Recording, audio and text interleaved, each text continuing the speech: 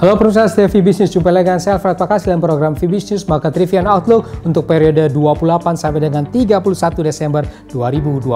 Kesepakatan Brexit dan stimulus fiskal AS. Ya, pasar investasi pada pekan lalu diwarnai dengan sejumlah isu, diantaranya negosiasi pasca Brexit antara Inggris dengan Uni Eropa yang akhirnya bersepakat untuk menghindari skenario no deal Brexit. Kemudian perkembangan kesepakatan paket stimulus fiskal AS yang diminta oleh Presiden Trump untuk dinaikkan pembagian per orangnya dari $600 menjadi $2.000 per kepala. Pasar dalam volume tipis dalam libur Natal dan Tahun Baru sambil terus memantau jalannya vaksinasi di tengah munculnya virus corona jenis baru di Inggris. Ya, untuk korban virus, berita resmi terakhirnya sudah sekitar 80 juta orang terinfeksi di dunia dan 1,75 juta lebih orang yang meninggal dan menyebar ke 217 negara dan teritori.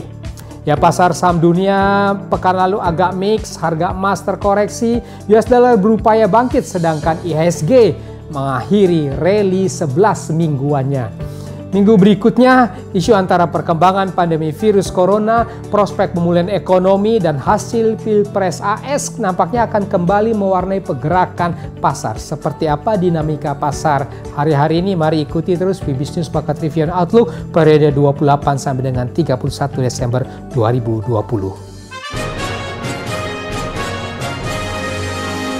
Ya, kita mulai dengan pasar modal Indonesia. Indeks harga saham gabungan pada pekan yang pendek lalu secara mingguannya terkoreksi 1,57% ke level 6.008. Terkoreksi ini setelah rally mingguannya berlangsung terus selama 11 pekan berturut-turut dan telah memberikan gain sekitar 27%.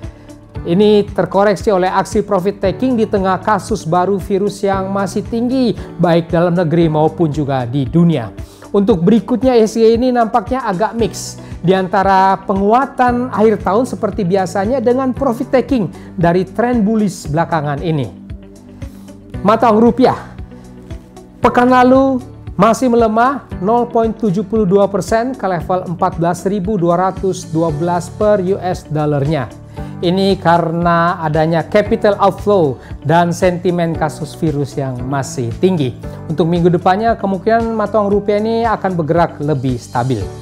Ya, pemirsa setia VBiz News, Bank Indonesia dalam rilis tinjauan kebijakan moneter Desember 2020 pekan lalu antara lain menjelaskan perbaikan pertumbuhan ekonomi domestik yang diperkirakan terus berlangsung secara bertahap dan akan meningkat pada tahun 2021. Perkembangan tersebut terindikasi pada berlanjutnya kinerja positif sejumlah indikator pada November 2020 yang lalu.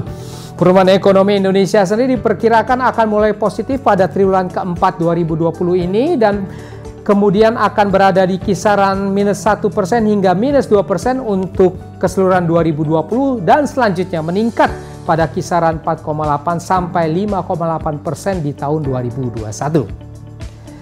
Lembaga pemeringkat internasional Japan Credit Rating Agency atau JCR mempertahankan sovereign credit rating RI pada level BBB+ dengan outlook stabil atau investment grade pada pekan lalu 22 Desember. Ini merupakan satu pengumuman rating Indonesia yang mencerminkan terjaganya keyakinan stakeholder internasional terhadap ketahanan perekonomian Indonesia di tengah pandemi COVID-19 yang secara signifikan telah menekan perekonomian global. Ya, kita beralih ke pasar foreign exchange. Mata uang US dollar secara umum mengalami rebound bangkit dalam perdagangan yang volumenya tipis, dipicu sebagai safe haven oleh munculnya varian baru virus corona di Inggris. Tapi kemudian akhir pekan terkoreksi oleh deal perundingan Brexit di akhir pekan.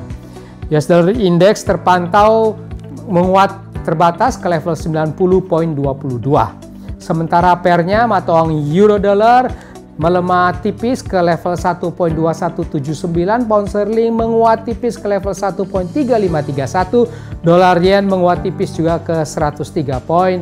Untuk selanjutnya, US dollar ini nampaknya akan masih tertekan walaupun secara perlahan.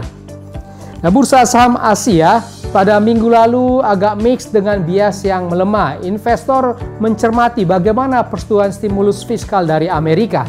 dan masih mengkhawatirkan kenaikan kasus virus di dunia. Terpantau indeks Nikkei Jepang melemah ke level 26.656, indeks Hang Seng Hong Kong juga melemah ke level 26.386, dan kemungkinan pekan depan agak mix melemah dalam pasar yang tipis. Ya, kita beralih ke bursa saham Amerika. Wall Street pada pekan lalu variatif. Pasar volumenya tipis karena libur Natal dan Tahun Baru, sambil juga investor mencermati perkembangan paket stimulus bentuk tunai yang diinginkan Trump pada angka lebih besar, yakni 2.000 US dollar per orang.